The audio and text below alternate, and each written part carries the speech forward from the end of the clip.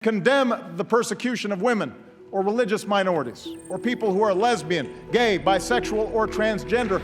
From politics and social justice to entertainment and pop culture, awareness of the transgender community became widespread in 2015. What do we want? Trans healthcare! When do we want it? Now! What do we want? Trans healthcare! When do we want it? Now! Vice's coverage of transgender issues this year spanned 5 continents and led to change. Despite the progress, advocacy groups are still fighting. Inequality is a matter of life and death. I did what 41% of trans people do, and I tried to kill myself because there just was no more hope for me. I'm Michelle Luke, and today on Daily Vice, we continue our series looking at Vice's biggest stories of 2015.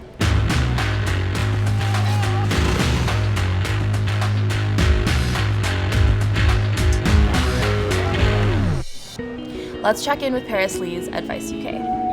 This year's been amazing for transgender visibility. I think that we've still got so far to go, and there's legal gains to be made, and there's obviously hearts and minds to change, but I don't think there's anybody left now who can say that they aren't aware that transgender people exist. Caitlyn Jenner's transition in the summer was so important culturally, but this has been bubbling up for a few years now. Obviously, we had Laverne Cox on the cover of Time magazine. We have Obama using the word transgender in the State of the Union address. It looks like trans people are going to be able to serve in the US military.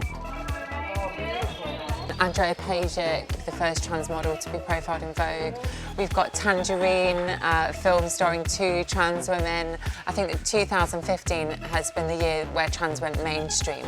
This has actually been a really interesting year for me personally, because I'm actually single for the first time in like 5 years. I do think that guys are actually more open to dating a trans girl. You know, there is going to be a lot of people out there who are trans that are looking at the changing landscape now and thinking, this is safe for me to do this. So just you wait and see what happens in the next few years. Even though the trans community became more visible in 2015, visibility doesn't always mean acceptance. More transgender people were killed in 2015 than any year on record, and a recent report says that 3 out of 4 trans people have considered suicide. Part of the reason for that is lack of access to care, something Vice Canada looked at in its documentary On Hold. I wanna be in the quiet zone, wanna be here on my own, wanna see what I can do, but I don't know what I'd be if you were to go. My name is AJ. I chose that name. How cool is that? And I chose that name because it was gender ambiguous. I chose a symbolic amalgamation of my birth name because I don't want to forget the last 29 years of my life before I came out as trans. I'm not mad at those years or memories. I'm a little disappointed at myself for not figuring out my situation sooner.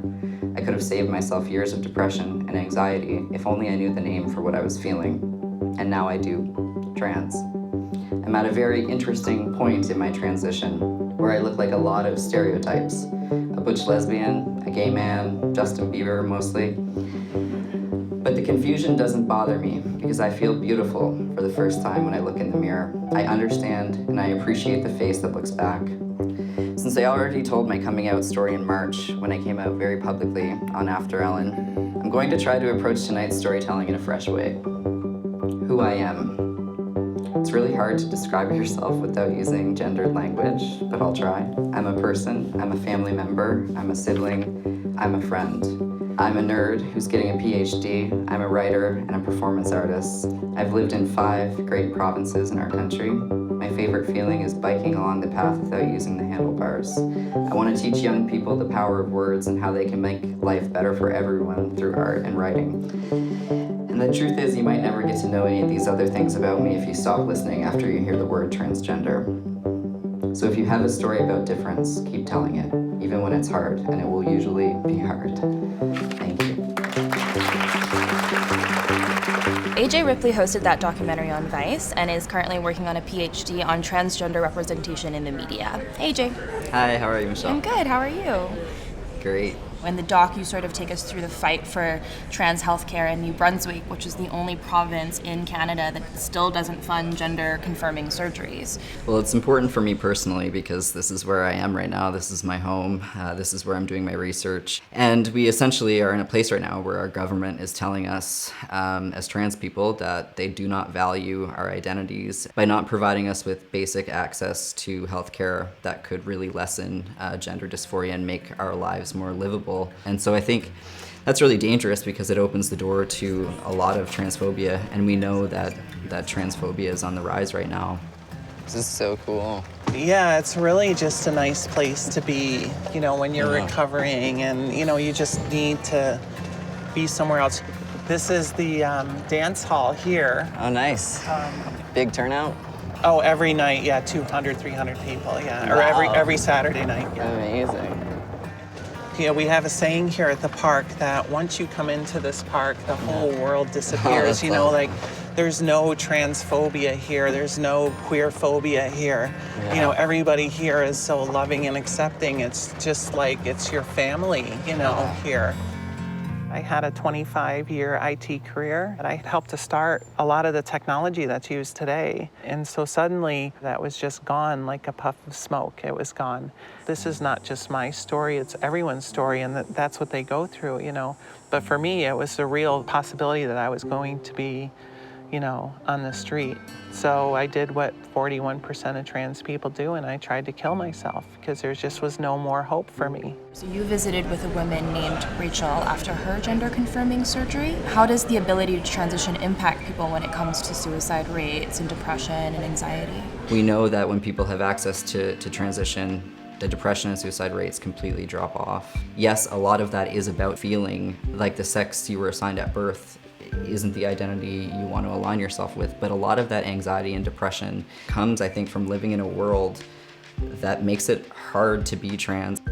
As a society, we need to step up and make structural changes so that being trans is just as desirable as being cis or non-trans. So what happened after the doc ran?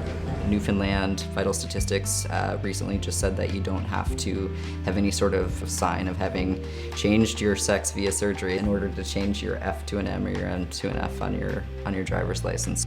BC is doing some great stuff for legislation around trans people who are incarcerated, and most directly related to the doc would be what's going on in Ontario right now. There's one site in all of Ontario that refers trans patients for surgery, so they're going to expand that so people can get referrals from primary care physicians. I've received like countless emails from doctors, med schools, nurses. Sort of the next step is how can we change the educational components in med schools and things like that to bring people up to speed on trans issues.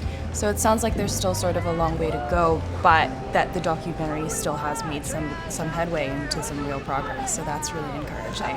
Yeah, I think it definitely has. That's today's Daily Vice. Tomorrow, another one of Vice's biggest stories of 2015. What happens when people become addicted to the synthetic drug known as K2 and spice? How are you feeling right now? Like what kills someone? Check out new episodes of Daily Vice every weekday on Vice.com.